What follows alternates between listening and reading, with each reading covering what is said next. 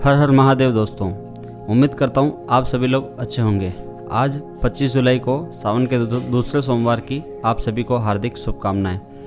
मनसा महादेव व्रत के ऊपर एक जो पहले वीडियो बनाया था उसमें मैंने तिथि, तारीख और महीना सब कुछ बताया था और उसी कड़ी में आज का ये वीडियो प्रस्तुत है। इस वीडियो में मैं आपको बताऊँगा कि आपको मनसा महादेव व्रत लेने के दिन क्या क्या करना है और क्या क्या पूजन सामग्री आपको लेनी है, सूत के धागे से महादेव जी कैसे बनाना है, पंचामृत कैसे बनाना है, पूजन कैसे करनी है और उसके बाद की विधि सारी इस वीडियो में मैं बताने वाला हूँ। तो वीडियो बहुत ही ज़्यादा फ़ायदेमंद होने वाला है, तो वीडियो को लास्ट तक ज़रूर देखें। और बताई गई जानकारी के अलावा अगर कोई कुछ सवाल हो, कुछ सजेशन हो तो आप उसे कमेंट बॉक्स में पूछें, मैं उसका जवाब देने की पूरी कोशिश करूँगा। चलिए दोस्तों, आज का ये वीडियो शुरू करते हैं।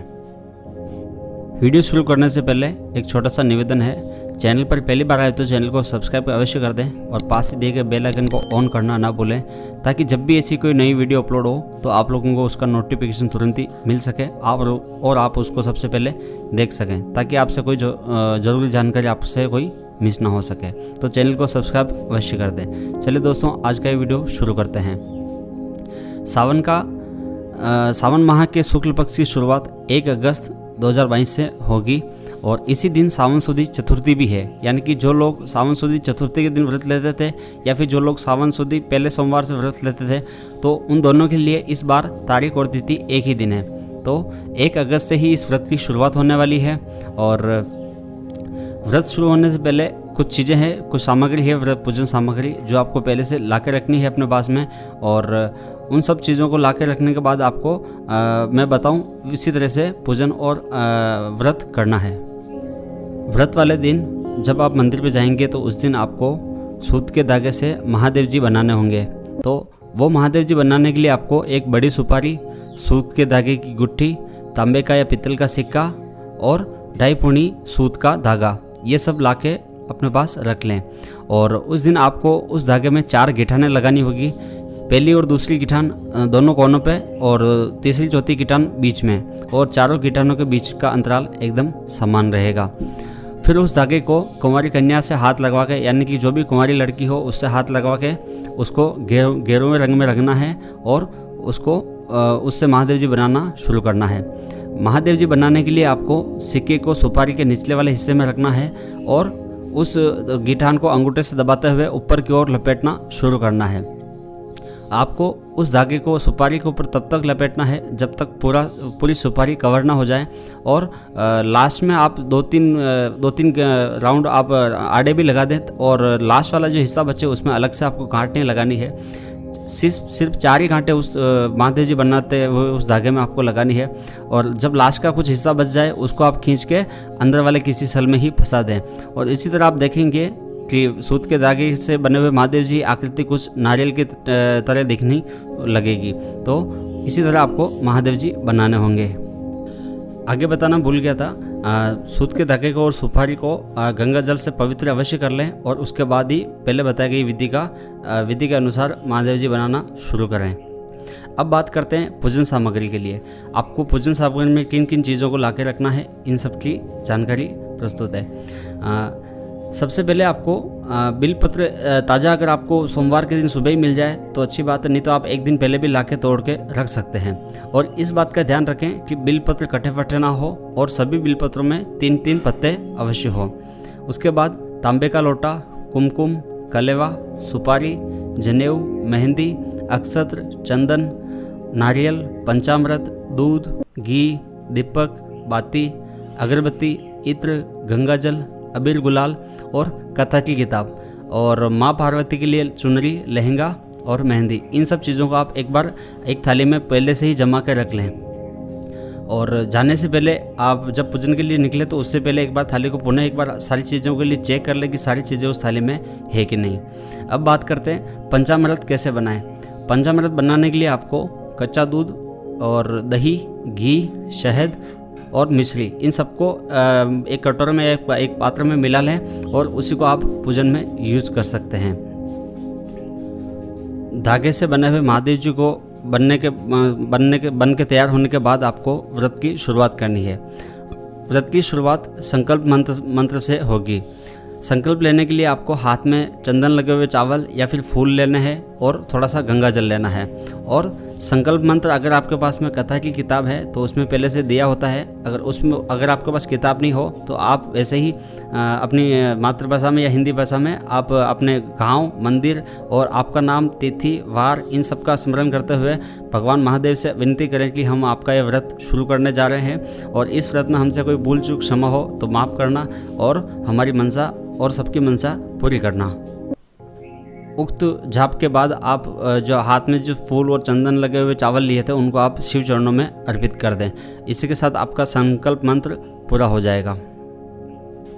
अब बात करते हैं पूजन कैसे करनी है। पूजन करने के लिए सर्वप्रथम आप भगवान शिव को और समस्त शिव परिवार को गंगा जल से अभिषेक करें और अभिषेक के पश्चात आप पंचामृत को लेकर पंचामृत से भगवान शिव का और समस्त शिव परिवार का अभिषेक करें। और जैसे ही अभिषेक हो जाता है पुनः आप उनको गंगा जल से अभिषेक करवाएं और गंगा जल से अभिषेक के पश्चात आप उनको तिलक, बिलपत्र, जनेऊ, इत्र, गुलाल और माँ पार्वती के लिए चुनरी, लहंगा, मेहंदी आदि का अर्पित करें। और ये अर्पित करते समय आप अपने मन में या अपने मुख से ओम नमः शिवाय या शिव हर हर महादेव या फिर ऐसा कुछ ओम नमः शिवाय का मंत्र आप बोलते हुए इन सब चीज़ों को से भगवान शिव की पूजन करें। जब पूजन हो जाए फिर एक जगह बैठ के कथा सुने। और कथा सुनने के लिए अगर आपके पास में कथा की किताब है तो अच्छी बात है, अगर नहीं हो तो आप मेरे YouTube वीडियो का भी सहारा ले सकते हैं, उससे भी सुन सकते हैं। और जब कथा हो जाए तो उसके बाद भगवान को और समस्त शिव परिवार की आरती करनी है। और आरती के लिए आपके अलग से कोई नई आरती बताई गई नहीं है, तो आप ओम जय शिव ओमकारा जो आरती पहले से चलन में है उसी आरती का उपयोग कर सकते हैं। जब आरती हो जाए तो आरती के बाद भगवान को भोग लगाएं और भोग में आप भगवान को फल, पंचामृत, सूखे मेवे इत्यादि में से जो भी अवेलेबल हो आपके पास में, जो भी उस समय उपलब्ध हो, उनमें से किसी का भी भोग लगा सकते हैं। भोग लगने के बाद भगवान से समय याचना करें। और समय याचना का भी एक मंत्र कथा की किताब में पहले से दिया होता है। अगर वो नहीं है तो आप वैसे ही भगवान से बोल सकते हैं कि इस व्रत पूजन में हमसे कोई भूल चूक हुई हो तो उससे माफ़ करें और हमारा व्रत और हमारी पूजन आप स्वीकार करें। ऐसा बताया और कहा जाता है कि जिस जगह से आप व्रत की शुरुआत करते हैं, यानी कि जिस मंदिर से आपने व्रत लिया है उसी मंदिर पर आपका उद्यापन भी किया जाता है। और आप चाहें तो एक बार शुरुआत होने के बाद आप अलग अलग जगह, अलग अलग नए नए शिव मंदिरों में जाके पूजन कर सकते हैं। आइए बात करते हैं व्रत के संबंध में बताए गए कुछ नियमों के बारे में। व्रत शुरू होने से पहले यानी कि रविवार रात 12 बजे के बाद आपको कुछ भी खाना या पीना नहीं है, यानी कि आपको पानी भी नहीं पीना है। सुबह जब आप उठ के ज़रूरी कार्यों से निवृत्त हो जाए उसके बाद आपको पेशाब भी नहीं करना है और पादना भी नहीं है। और जब तक कथा और पूजन संपूर्ण नहीं होती तब तक आपको पानी नहीं पीना है और इन सब बताई चीज़ों का ध्यान रखना है। और पूजन होने के पश्चात आप पानी भी पी सकते हैं और आप पेशाब वगैरह भी कर ही सकते हैं। और कथा सुनते समय आप अपने पास में एक तांबे का पात्र जल, उसमें गंगा जल भर के रखें और उसमें एक बिलपत्र रख लें। और कथा में बताए कि जहाँ जहाँ भी शिव नाम के छींटे देने की बात आए वहाँ पे आप ओम नमः शिवाय बोल के शिव नाम के छींटे अवश्य लगाएं। और कथा और पूजन संपूर्ण होने के बाद आपका जो पंचामृत का जो प्रसाद है या फिर जो भी आपने भोग में जो भगवान को लगाया है उसको आप सभी भक्तों में वितरण कर दें और अपने घर परिवार वालों को भी सभी को प्रसाद वितरण करें। पूजन होने के पश्चात आप पूजन की थाली को ऐसी जगह रखें जहाँ पर हर किसी का हाथ नहीं लगता हो। और ध्यान रहे कि जो धागे से बने हुए महादेव जी है उनका आपको विशेष ध्यान रखना है। उनको आपको हर सोमवार पूजन में ले जाना है और उनको कहीं घुमाना नहीं है। अगर किसी कारणवश आप पूजन करने नहीं जा पाएँ तो आप अपने महादेव जी जो बनाए हैं आपने, वो किसी अन्य आदमी को जो ये व्रत करता हो उसको दे सकते हैं। और आप सिर्फ नहा धोकर घर पे कथा सुन लेंगे तो भी आपका व्रत, आपकी पूजन पूरी मानी जाएगी। तो आप अपने महादेव जी को बिल्कुल संभाल कर रखें। व्रत वाले दिन किसी भी तरह का नशे का सेवन नहीं करना है और ब्रह्मचारी का पालन करना है। और हो सके तो भगवान शिव के भक्त भजनों और उनकी महिमा में ही पूरा दिन आप निकालें तो बहुत ही अच्छा होगा। कथा के पश्चात जो तांबे के लोटे में जो आपने गंगा जल भरा था उसको आप किसी तुलसी या पीपल के वृक्ष में अर्पित कर सकते हैं। तो ये सब बातें थी जो व्रत के संबंध में बहुत ज़रूरी थी आपको बताना, तो इस वीडियो के माध्यम से मैंने आपको बताई है।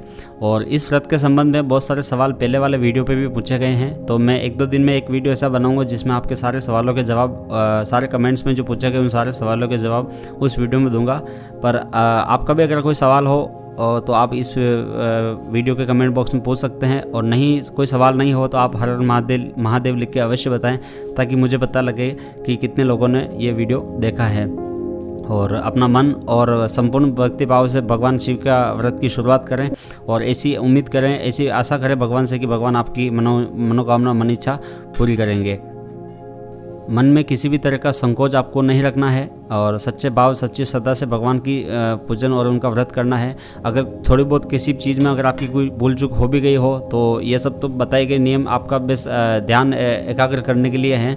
बाकी भगवान भोलेनाथ को तो बोले हैं, तो आप बस अपना मन सच्चा रखें, बाकी कोई बात नहीं। आप पूजन वगैरह बताए गए तरीके से करेंगे तो, और संपूर्ण बताए गए नियमों का पालन करेंगे तो आपकी इच्छा अवश्य पूरी होगी। बस आप अपना मन और भक्तिभाव शुद्ध रखें।